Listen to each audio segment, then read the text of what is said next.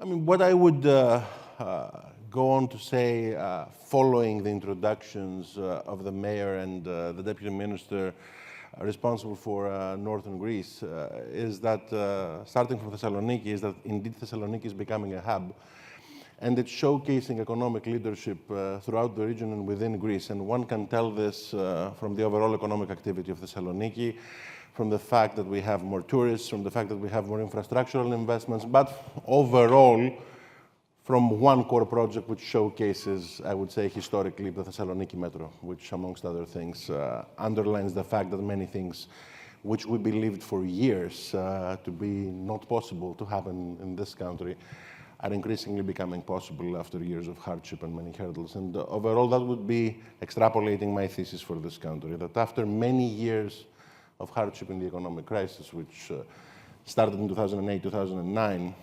I frequently mentioned one article, which was written by Tom Friedman in the New York Times, when Greece signed its first bailout, entering the IMF program after then Prime Minister Papandreou spoke at Castellorizo, and we entered the first bailout package. Thomas Friedman wrote an article saying that he wouldn't be looking at bond spreads, that he would be looking at what young Greeks do. Are they leaving the country or are they coming back? And he ended the article saying, if you see them leaving, start selling. If you see them coming back, start buying. Young Greeks have been coming back for the last years. The economic activity of the country is manifested in the macroeconomic numbers. Are there still challenges to be met? Absolutely. But are we doing better year by year in a very difficult international environment? Absolutely yes as well. And this is obvious, I would say, internationally. It's more vivid internationally. I've been serving as Minister of Finance for the last almost 6 months. And one of the most interesting, I would say, experiences for me was entering my first Ecofin and my first Eurogroup. It was not in Brussels, the first one. It was in Poland. And the overall impression that other finance ministers have, given the current climate throughout Europe, is that Greece is a very positive story. It's a very positive story fiscally, because for many years we had humongous fiscal challenges.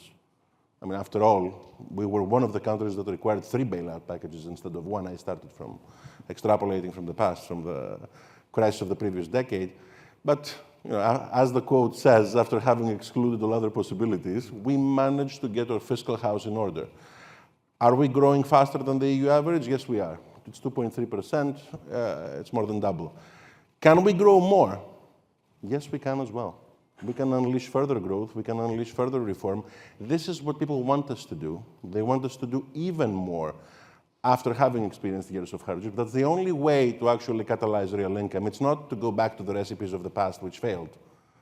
Those who don't remember the past are condemned to relive it. It's exactly the opposite. It's to move even faster, more forward. Even if you have negative headwinds, you need to produce the positive tailwinds. And this is what this government is trying to do. Can you be a bit more specific about what you mean about the mistakes of the past and the things you want to double down on for the future? Well, if you look macro, because I mentioned the fiscal story which we managed to resolve. The fiscal story is there, capturing tax evasion is there, using digital means and integrating digital means in the independent tax authority is again one of the successes. But at the same time, if you look macro, where Greece was in 2008, it was a specific economic model that failed, right? We were a country which was very much based on consumption, vis-a-vis its growth model. If you looked at investments to GDP, let me go 2 numbers. Investments to GDP when we assume office in 2019, 11%. EU average, 21%. Where are we now? 15.3. So are we moving forward? Yes, we are. Are we there yet? No, we're not, but we're getting there. Exports to GDP, because we were a very introverted economy. Mm-hmm. Let's think of 2008. Exports to GDP were in the ballpark figure of 20%. Where are we now? 42%. Where is the EU average? It's 51. Should we be at 51? I would actually make a further claim. We should be at 60% given our size and status. So fiscally, we have a positive, we have a check. Growth-wise, the model is changing. It cannot change overnight. It requires time and sustainable effort. It requires infrastructural investments, reforms, removing barriers, unleashing growth in certain sectors. but we're getting there and we will get there. And this is exactly what I mean vis-a-vis achieving our full potential. This country has a huge potential to be met. Internationally, there are challenges. We had international pressures vis-a-vis inflation in the previous years. In the post-COVID environment, there is international economic uncertainty. The whole tariff discussions which we had in the previous months did produce a certain level of negative tailwinds. I would say not tariffs per se, but uncertainty even more. Yeah. But currently, you have a country where you have a de-escalation of public debt. I wouldn't necessarily frame it vis-a-vis this government. I would say that this generation does not have the aspiration to pass the bill to the next one, as was the case in the previous generations, in the case of this country. Even if our level of debt is high, it's 153.5% as of last year. The de-escalation of our national debt is extremely quick, the first derivative, as we would say. And this is why, if you look at the 10-year bond spreads right now, Greece is performing better than France and Italy. And again, this is a manifestation of the status of the international and the European environment, but it is also, I would say, a manifestation of the health of this economy as it is moving forward. Okay, I want to come back to that sort of national question, but before I do, just wanted to stick for a second with Thessaloniki, this region and its role in national development and in regional integration.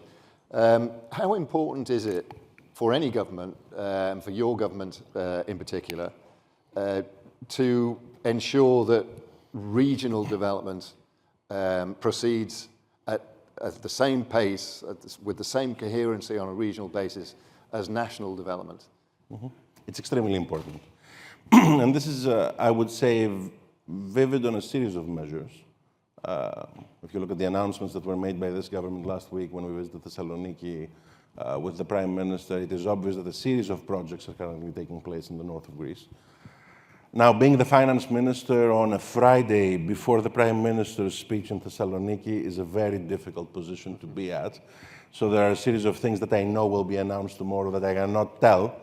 But I think that the coherent narrative that you will hear tomorrow from the Prime Minister himself will also be a manifestation of this fact. You will also see, I would say, a very clear line of thinking vis-a-vis how growth should be spread across the country, in every household, and at every corner of this country. It's part of, I would say, the national narrative that we want to build. It's also part of the national capabilities. Each place in Greece has very significant capabilities. I used to be the education minister, and if you look at one of the core things that we need to invest at, reskilling, education is changing, right? From the traditional mindset of having one degree, we will have a new mindset of being continuously reskilled throughout your life. And in this regard, there are many places in Greece which have specific capabilities where those reskilling priorities can be fully met by new institutions that can create and unleash this potential. It's part of a plan that my successor now, the Minister of Education, is currently drafting, where we plan to create reskilling schools throughout the land, and I would say specifically in Thessaloniki is one of those areas that I have in mind, in a very targeted manner where we have specific capabilities regionally and even locally. So it's part of this overall growth curriculum, I would say, that we have currently in mind. Generally speaking, to make a broader point, we're growing at 2.3%. We can do even better, and we will do even better. Okay, thanks very much for that. It's true the growth rate is higher than, I mean, it's lower than other parts of southeastern Europe, but it is higher than the European average. And it has been for some time. Greece has been outperforming the continent for some time. But it's also true, and what you say about the debt, the speed with which it's come down is also obviously true. But it's also true that Greece was starting from a very low base. You know, you really were very, very deeply damaged during the crisis 2007, 2008. And so an awful lot of what your government has been able to achieve in terms of accelerating the rate of growth and fiscal consolidation is really about catching up with ground that was lost. And in many respects, you still haven't done that. So Greece is still behind the curve in some respects compared to where it was 10, 15 years ago. So what I wanted to ask is, if you get things right, if you get the right formula and you're really in a deep hole, you do come up quite quickly.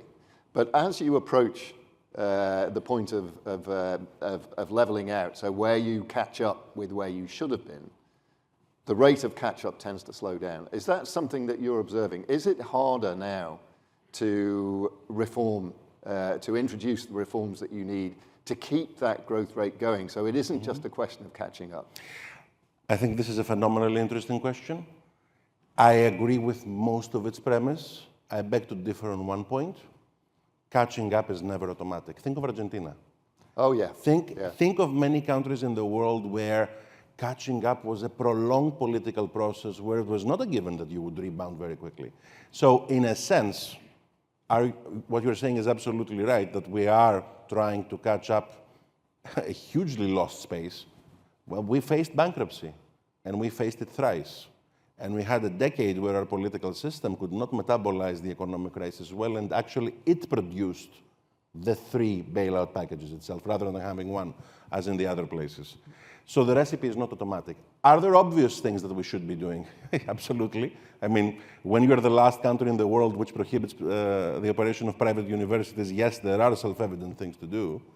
But having said this, apart from the self-evident things, there is a very significant potential if you remove specific barriers from your economy, if you unleash the potential of places like Thessaloniki and the region of Macedonia, if you overall have a story and a very clear north in your compass. Do we have that north in the compass? Yes, we do. I mentioned the very clear metrics of exports, investment, catalyzing growth, removing barriers from the economy, the digitization of the economy. Greece was perceived to be the most bureaucratic country in the OECD. Now it's not. It has digitized 2,500 services at gov.gr. So overall, the story is there. The question is, can you do better? Because what we did was not a given. It required lots of effort, and if it was a given, it wouldn't have taken 10 years to leave the political and economic crisis cycle, which we were located at, in the midst of which we were located. Now I think that we can produce even higher rates. I think that we should be more ambitious. Overall, the current discussion happening at ECOFIN and the Eurogroup and overall in Europe has to do with the Letta and the Draghi reports, has to do with the fact that there are obvious dividends to achieve further growth from, if you remove the barriers that exist between member states of the European Union, for instance. This is something that we typically preach in Europe, but we don't do. I think that Greece is an exception in this rule. Think of the UniCredit Alpha Bank deal. UniCredit made an attempt to do similar acquisitions throughout Europe, and it faced political pressures. As you can hear from the CEO of UniCredit, Greece was an exception in this rule. We were very open. We fully adhere to the point of view that we need European champions. We fully adhere to the point of view that we need to have cross-border mergers and acquisitions in Europe to further catalyze growth. This is a low-hanging fruit. Yeah. And we're not achieving this low-hanging fruit in Europe because of the fact that we're thinking nationally to a very large extent, the member states of the EU. We need to stop thinking in this traditionalist way in our national economics. So this is one point of view where you can have, I would say, further growth. Removing further barriers nationally is another one, and certainly there are certain sectors where further growth can be unleashed. Now, to go to the core of your question, is reform more difficult? It's a philosophical debate. I think no, and let me tell you why.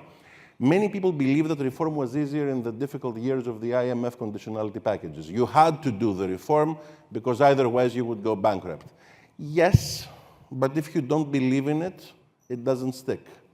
It's something, it's a table that becomes green on an Excel sheet. But for a reform to become real, it needs to happen on the ground. It needs to happen and be fully metabolized by the political system, by the national economy, by each and every one of us. The difference post-2019 is that reforms have been happening on an ownership basis from this government. We own them, and the majority of the population want them. Criticism that this government has been receiving or has received in the last 6 years, I would say lies primarily on the fact that there are certain things which we haven't done yet. The majority of the Greek population, the majority of Greeks want more, further, and deeper reform rather than the opposite. So in this sense, the demand conditions for reform are there. Our job is to produce the supply conditions. Okay. And I think that we're about and we're able to do that. Excellent. Well, thanks very much. we've talked about domestic policy, domestic priorities, and to some degree your domestic record. Of course, you can be as wise and as successful as you like in terms of your domestic agenda, but you operate within an international context, which frequently is beyond your control. At the moment, the international context is extraordinarily complex and, above all, I would suggest, uncertain. So it's very, very hard to know how things are going to develop internationally over the coming years. In your role as Economy Minister here in Greece, how do you perceive the international context changing over the coming years? Where do you see the key risks to Greece and generally to the global outlook? I mean, overall, what we were mostly worried about is what your question implies as the core worry, uncertainty. It's to think of the traditional way of tabulating uncertainties, the things that you don't know that you don't know. And in this regard, this instability is something which is directly affecting every national economy, every economy in the world, certainly every economy in Europe. And this is why, vis-à-vis the trade negotiations that occurred between the European Union and the United States, the position of this government, I mean, we ideally wanted a zero-tariff environment because we believe that the United States is the natural ally of the European Union and certainly the natural ally of this country. So we ideally wanted a zero-tariff zone. But having said that, what we then said is that a deal is better than no deal. Why? Because it removes uncertainty from the table, and this is why we feel that currently we have a new equilibrium in place. In this regard, there are many things that we need to do, and this is my core worry. My core worry is the things that we know that we know, meaning that there are certain low-hanging fruits like the Savings and Investment Union, like the completion of the European Union capital markets, things where we can have further dividends to growth, and we haven't been grasping that advantage in the last years. Two positions, thinking internationally and regionally, that this government took, I think, showcase thought leadership in this regard. I mentioned the UniCredit Alpha deal. I will also mention the Euronext Athens Stock Exchange deal, which is, Euronext obtaining the Athens Stock Exchange, again, is a manifestation of the belief that we believe in the Savings and Investment Union and in completed European capital markets. Again, this can be extremely positive for Greece, it can be extremely positive for Europe. We need to further integrate. This integration will create a very positive boost. At the European level? Certainly the European level, because this is self-evident. Now, having said this, if we think about trade relations, obviously, both Europe as a whole and us, we need to start thinking about diversification of new trade routes. There is... Well, I wanted to ask you about that. So, you've mentioned that uncertainty is the core concern. What concrete actions are you taking to future-proof the Greek economy, given what you think may occur in the global context over the coming years? What can you do? Well, the core answer here is fiscal stability. The core element of the policy is to have your fiscal house in order, is what you see in the performance of the bonds, in the 10-year bond spread, etc. Second, you diversify. You try to diversify as much. Greeks don't watch baseball, but there is a very interesting baseball movie called Moneyball. And this specific movie sort of showcases that, you can lose a very good player, but you sort of substitute the very good player by a series of other players, and you look at the math, and you try to add up the number. And in this regard, you diversify even better your capabilities at the sport. Sports look a lot like politics on many fronts, and in this regard, diversification and starting to think about becoming anti-fragile is something that we further need to do. But again, the core element of the answer is fiscal strength. Okay. I'm British and I'm a Liverpool supporter, so politics and sport don't look anything like each other at the moment from my point of view, but I take your point. Vis-a-vis statistics only. And just to reassure you, if you do feel like spilling the beans on what the Prime Minister is going to say tomorrow, I don't. We'll keep it to ourselves. Nobody here will reveal anything. So feel free if you choose to. I think we're just about out of time, but I'm going to ask you one last question. You talked about exports, and and their importance and the growing importance of exports in the overall Greek economy. That includes tourism, of course. So you mentioned diversification. I just wondered whether you have specific plans to diversify Greece's export portfolio. On tourism. What I would say, tourism and beyond. On tourism, I would answer with with a couple of words. Further focus on the silver economy. Overall, I would say that the quality of Greek produce in the agricultural sectors is something which we need to further focus on. And finally, to address the first element of your question, while not expected, to address the Prime Minister's speech tomorrow, I think that tomorrow you will hear a speech on reform rather than a traditionalist type speech on spending. And you will hear a speech on reform focusing on the core problems that this country is facing and catalyzing those reforms with specific and targeted measures which do have elements of taking advantage of our budgetary capabilities, but looking at the north of the compass, which is how to strengthen further our economy and our country. Okay, fantastic. Ladies and gentlemen, please join me in thanking Kyriakos Pierrakakis. Thanks very much.